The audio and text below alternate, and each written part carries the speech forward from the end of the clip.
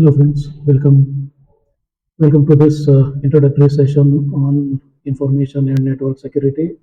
It's a 7 SEM subjects for information science and engineering. The subject code is BIS703.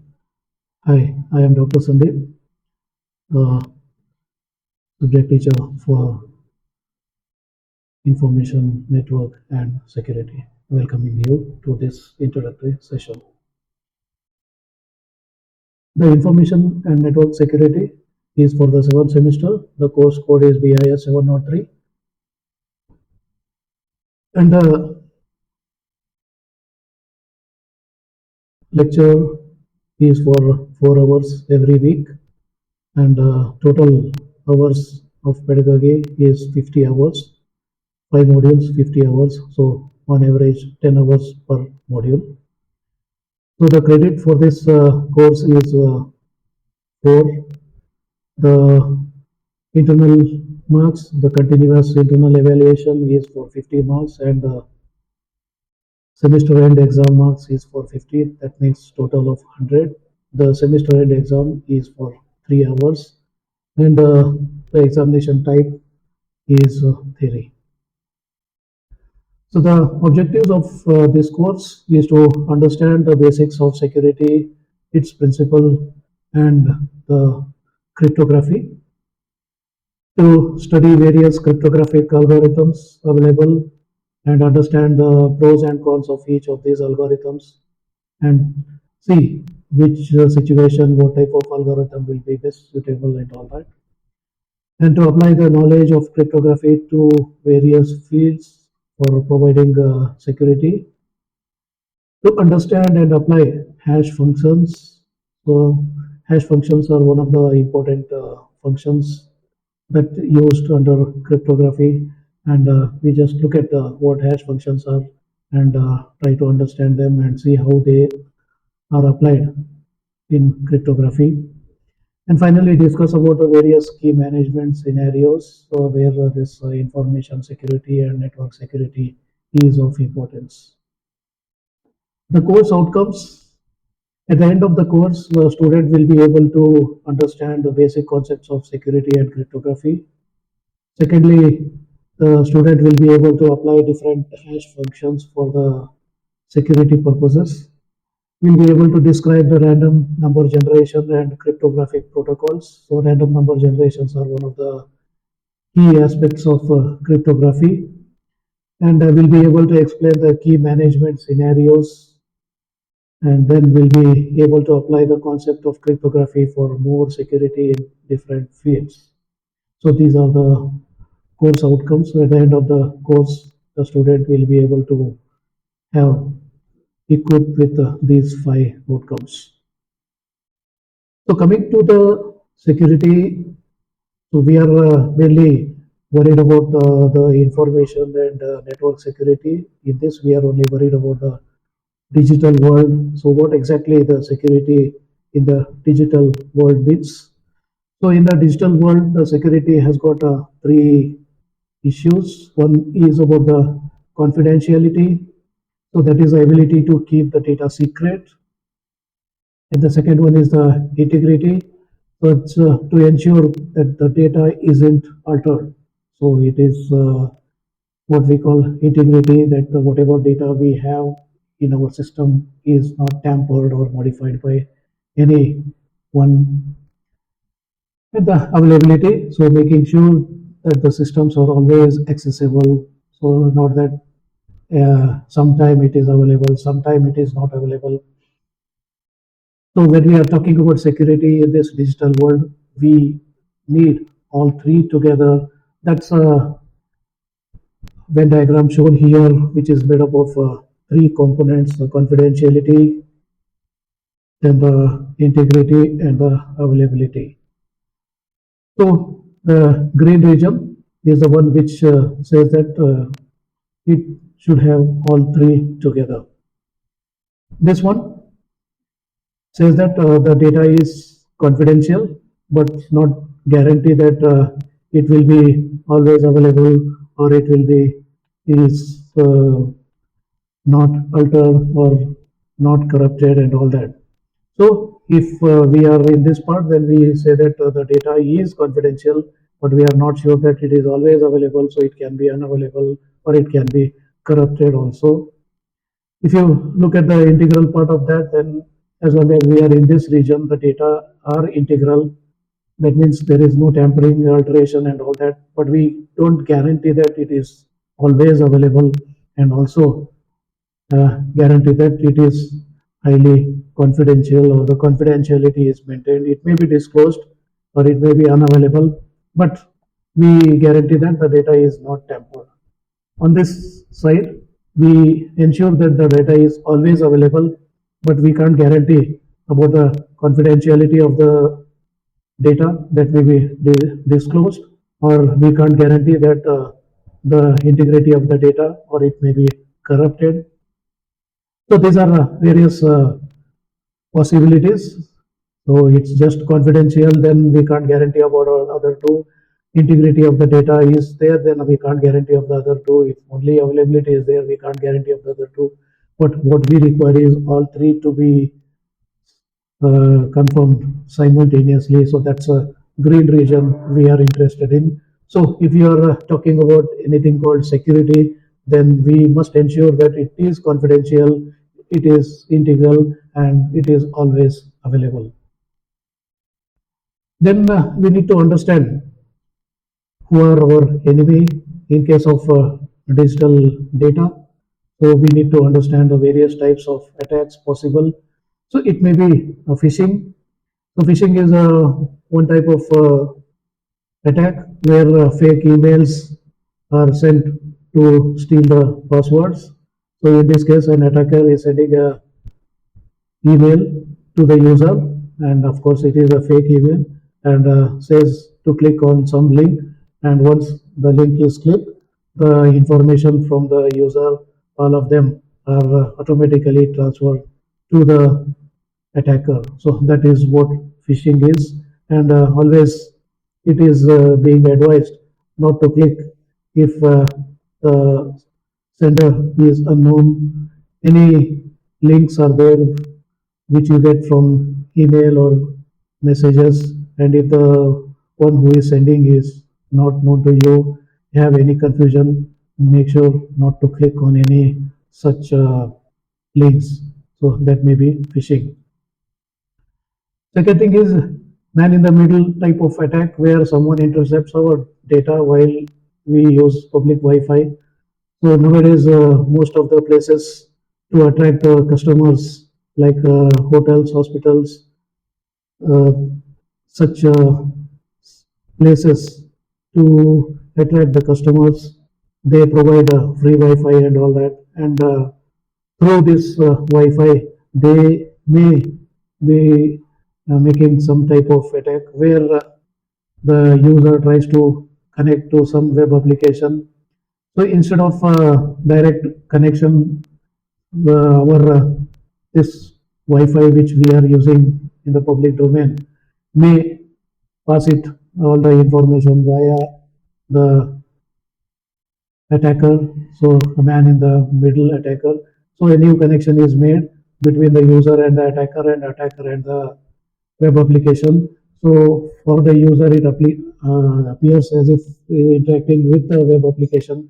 So this web application may be some bank website or something. So the user thinks that he is using with a bank, but in reality, all the data is being passed through the middleman, and all the information like the account number, password, and all those details are on the way made known to the attacker. And this is a man in the middle type of attack. And the other type of attack is ransomware, where the attacker uh, will have control over our resources and locks our resources and then ask for money to release the resources.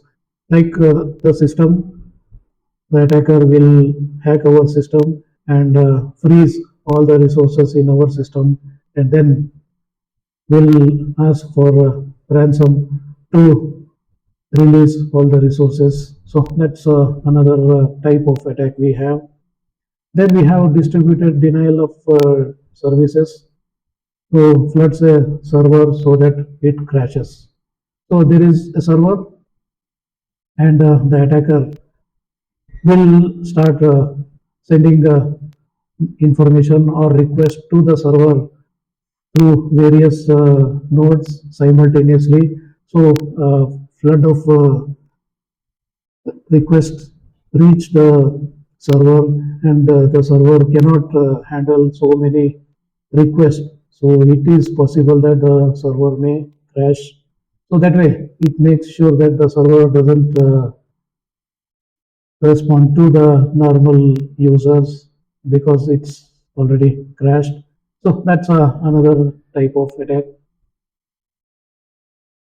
Then to overcome these problems, we do use something called cryptography.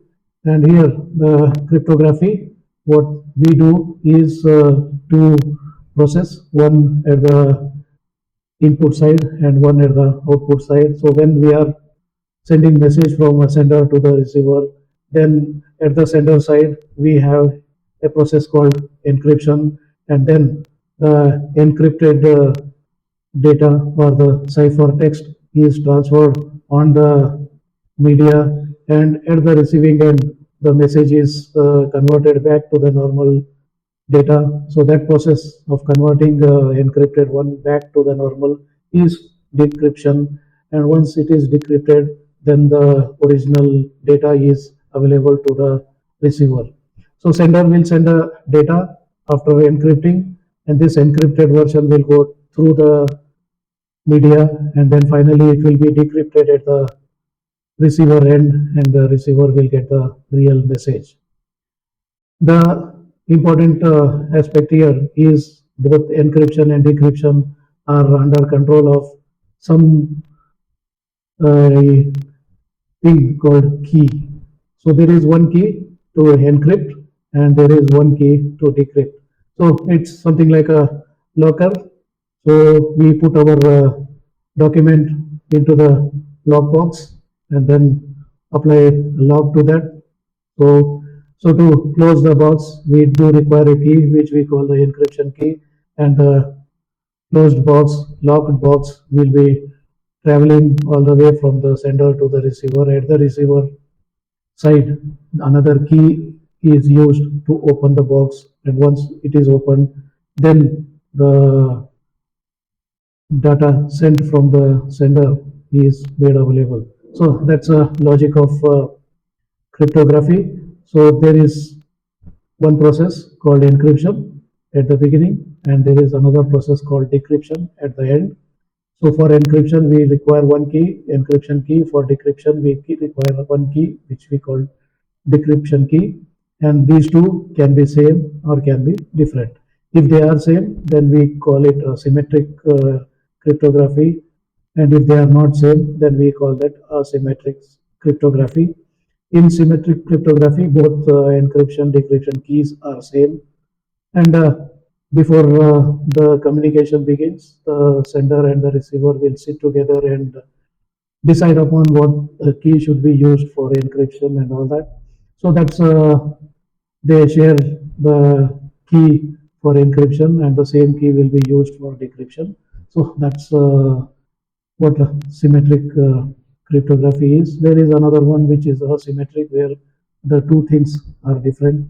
That means there is one key for encrypting the data, and we have another key for decrypting the data. So the other key is with the receiver. So anybody can become a receiver, but only one will be sender for any particular data. One will be sending, and anyone can be receiving. So if multiple receivers are there, then each one may be allowed to receive, provided that receiving end has that receiving key. So there is one key which is sending key, there is another key which is receiving key. The sending key is only known to the sender, and the receiving key is decided by the sender, but is known to the receiver. So it is the sending side knows the encryption key. So only sending side knows the encryption key. Therefore, this encryption key is called private key, and this one is decided by the sender and sent to the receiver in advance, that whenever I encrypt any data and send to you, you use this particular key to decrypt it. And this key is available with all the receivers who wants to communicate with this particular sender. Therefore, it is in public domain, so it will be available with everyone. So we call this a public key. More details to follow in this whole subject. That's a briefing I can give at this instant. So what are we going to learn in this course? So in this course, we are going to learn how passwords are stored securely using something called hashing, how online payments stay safe using the SSL and PSL protocols, what is VPN and firewalls really do, how to detect and respond to intrusions, very important thing. So first thing is how to detect if somebody is entering into our secure line, trying to intrude into our secure system, how to detect it, and once detected, how to respond to that. So in all, we have 5 modules in this subject. So let's just briefly look what each module consists of. So the first module we have introduction, which talks about classical cryptography, which earlier was being used, is still relevant today. So sometime back, maybe the time of world wars and even before that, there was a habit of sending the messages in a coded form, so which we call classical cryptography. And are they still relevant, or they have gone outdated? If so, what to do? If they are relevant still, how much they are relevant, how they are relevant, and all that. Some detailed study on that. And next thing is there are two issues connected with cryptography. One is algorithm to convert the plain text into cipher text, or normal data to coded data, and other side coded data back to the normal data. So their algorithms are there, and each algorithm is going to use key for making it more secure. So there is an algorithm, along with algorithm there is a key. Both together will decide the version, how the encoding is done, how uh, crypto cryptography is done, how this cipher data is created, and all that. So the question is, should we keep both the things secret, algorithm as well as key? Then we realize that if key is kept secret, almost everything of the security can be achieved. Then we can keep the algorithm as a public domain, so everybody can understand what algorithm is being used. But unless until algorithm plus that key are used together, the decoding of the coded text is not possible, or deciphering is not possible, or decrypting is not possible. So for that, key is essential. So we can make sure to have some standard algorithm for conversion, but this algorithm will use key for creating the final version. So the algorithm plus key will decide the cipher result. So just key, if it is maintained secret, then it makes sense. So we don't have to keep the algorithm secret. So we can just keep the key secret. So the advantage of this is we can just have to communicate with the keys. So the protocol will consist only about the key. We have already decided what algorithm to be used for coding and decoding, for encrypting and decrypting, and all that. The next thing is to understand crypto analysis. That means how to analyze how best the cryptography method is or encryption method is and all that. So it can be done in some intelligent way. So we can just try to decrypt it without having the key and all that through some trial and error, but an intelligent version or brute force, try all possible things and then try to get it. So just look at the relationship or what exactly crypto analysis is when it compares to decrypting through brute force. So that's all in the module one. Then we look at the history about the cryptography and then taxonomy about the cryptography. Getting to the module 2, we make use of hash functions. Hash functions play a major role in the cryptography. So we try to understand what hash functions are and what type of hash function will make it a good one for our purpose, and to understand the limitations of the hash function, and beyond that we just try to understand the collisions created by the hash functions. For that, just try to understand through an example, birthday paradox. Then we try to understand the difference between hashing and encryption. So for encryption, randomness is most important. If it is not random, then anybody can decrypt it easily. So to make sure that the decryption is not easily possible, there has to be some randomness. And for that randomness, we do require random numbers.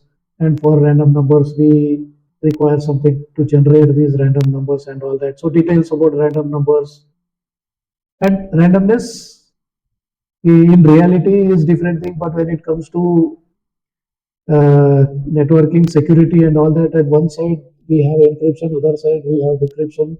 The key we would like to be a random one, but make sure that the same key is required on the other side. So generating two same numbers through random generation is impossible. Therefore we have some way out that is in reality not a random number generator, but when you look at the two different numbers coming one after other, or a sequence of numbers, if you look at when it's generated, you don't find any relation between first number and second number. But though internally there is a relationship between first number and second number, but the number which is out of the black box, so they appear as if the numbers are random to one another. So there exists no relation between one number, next number, and all that.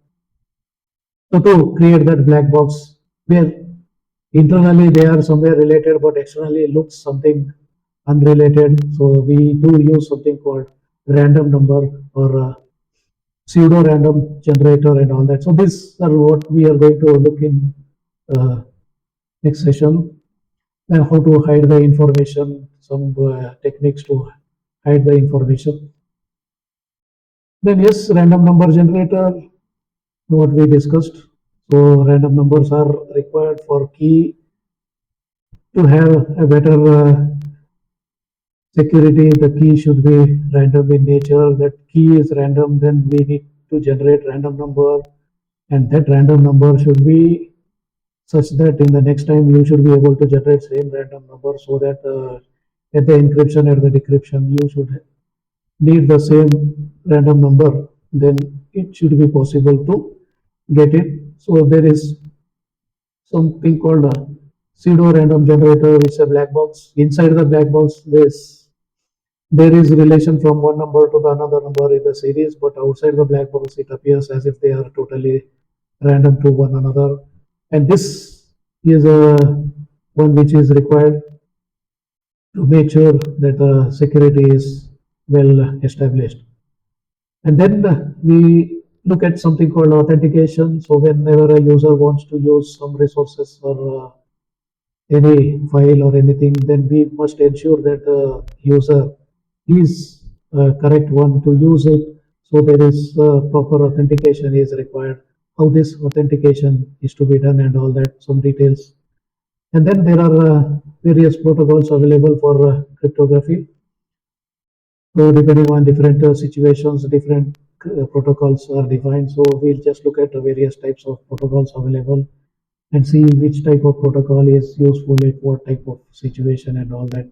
So all these are the issues to be discussed in module 3. Module 4 talks about the public key management, where we just discussed that there is asymmetric encryption system, where for encryption there is one key which we call private key, which is owned by the owner of the document or owner of the resource or owner of the data, to be precise. So locks the data using the private key. Only the owner of the data knows it, but the data can be decrypted with another key, which is what we call public key. So this public key is made available to all the users who are supposed to receive the data from this particular sender. So every sender will have their own private key, and every sender will send a public key to the users who are authorized to receive the data. So when a user A wants to send to user B, then user A locks the data or encrypts the data using user A's public key. This encrypted data is transferred to user B, and user B will already have the public key of A, and using the public key of A, the user B will decrypt the data received from user A and gets the decrypted version of the file.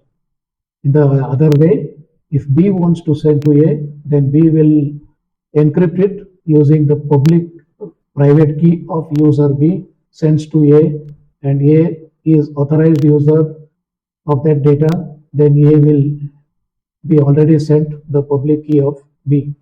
If A is not authorized user of this particular data, then A will not have the public key of B. If A does not have public key of B, then A cannot decrypt this file, because to decrypt this file, public key of B is required, which is not available with A.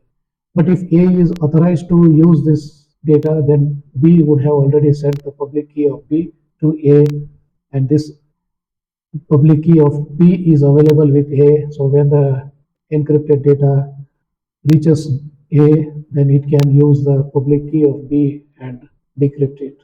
So that's what public key is all about. But it's not that easy as just described here. A lot of issues are involved in that. So we need a lot of things to manage here. So module 4 is all about how to manage this public key and all that, because it is made public. Therefore there is very much possibility of say that the security may be breached. So to ensure that public key is available only to the authorized, many issues are to be taken up. So that's what we have to look at in module 4. In module 5, we look at various applications of the cryptography. So anywhere where digital data is traveling today, yes, there is danger of being trapped, there is danger of being foreseen, there is danger of being corrupted. A lot of dangers are there, a lot of attacks are possible. To make sure that none of these things happen to any data which is transferred onto the public domain, like internet or whatever such thing, or even putting on the cloud and all that. Make sure that the data is properly encrypted before transmitting, properly encrypted before storing somewhere, and when you are trying to use it, we need to decrypt and use it. So what all applications the cryptography is required? So in what all applications we do have information security problem, network security problems, and just look at them and see in each of these problems what type of cryptography comes to our aid and all that. So that's all we look at module 5. Looking at the relevance in the real life and the careers. So cyber security is not just a technical skill, it's a global need. So whether you want a job or you want to live, yeah, we do work in the digital domain, and almost all our lives are digitally connected. So as long as we are secure digitally, it is difficult to survive. So it has become a global need. The cyber security has become a global need today. So as a career, if you look at it, then we can uh, become a penetration tester. So just look at how strong our system is created. So how much any attacker can penetrate into our system. So that's just to verify how best our security system is built. So to verify the efficacy of our security system, we do have some specialized people who just keep checking our security system, which we call a penetration tester. Then we can have a security analyst, then a cryptographer, which is going to keep on defining new types of algorithms and many such things. So that's what we are going to see in this semester, subject information and network security. So hope we are going to enjoy this journey and make sure to have a better information about what attacks are possible under cyber world, what cyber crime is, what the problems anybody can face in the digital world, so that as a cyber engineers we can make sure that everyone's life is safe under the digital world. So welcome to this cyber world, and let's get into more details in this semester, and hope you enjoy this journey. Thank you.